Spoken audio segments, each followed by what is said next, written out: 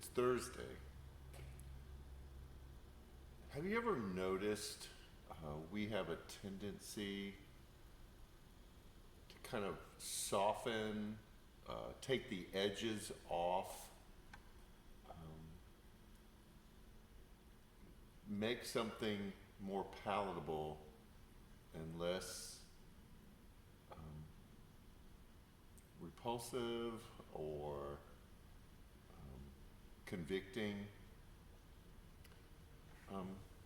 Even the cross, and I understand construction materials, this is a very smooth, finished, painted cross. Part of it is the aesthetic of wanting something decorated.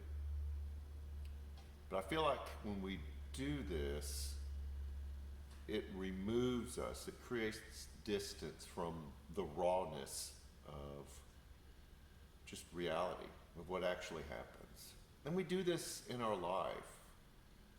We put filters on our Insta stories, on our reels. We surround ourselves with things that numb or distract from some of the realities of life. And I get that. Life can be overwhelming and can be hard at times. But I think it also causes us to miss the significance of some things. This will not be the typical Thursday conversation because we have a lot to go through before we hit Sunday. You'll get another video for Sunday. Today is Thursday. It was the night of Thursday that Jesus met with his disciples. They had the Passover meal. They celebrated and remembered when God had saved his people from slavery.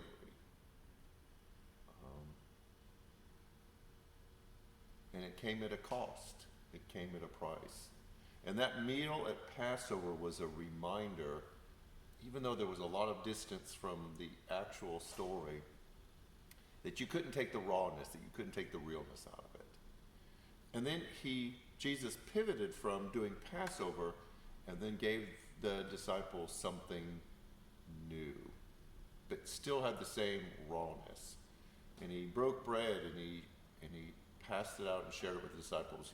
He took a cup and they passed it around too. And he said, this is new, it's different, but it's not any less real. It's not any less raw. It's not any less authentic. And every time you do this, I want you to close that gap, to shrink or disappear the distance between what you're doing and what actually happened. That's what reminders do.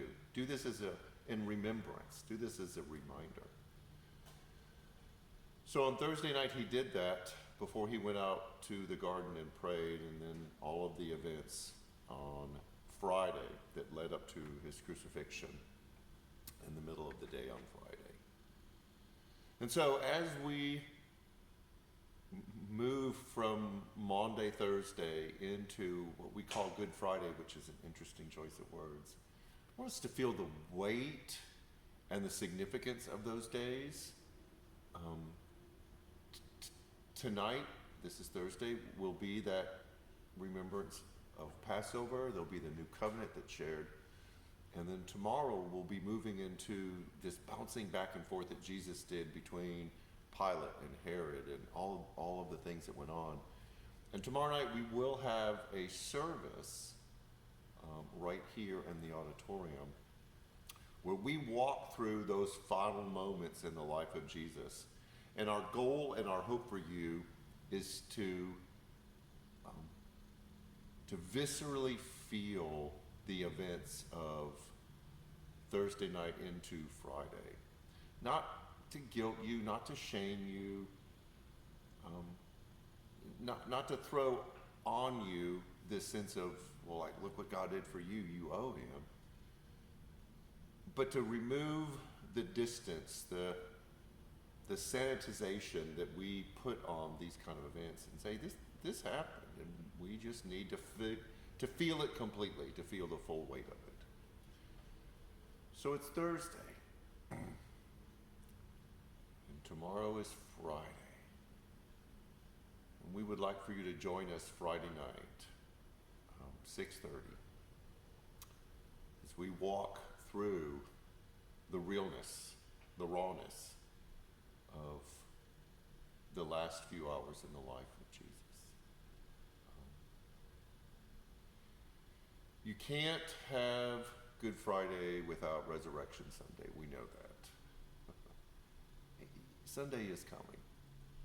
But you can't have Easter without a Good Friday.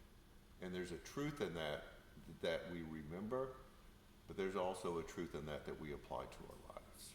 So, I don't know how to close this. We hope this Thursday brings you a sense of remembrance and realization of what we're about, and that we hope to see you Friday night at 6:30.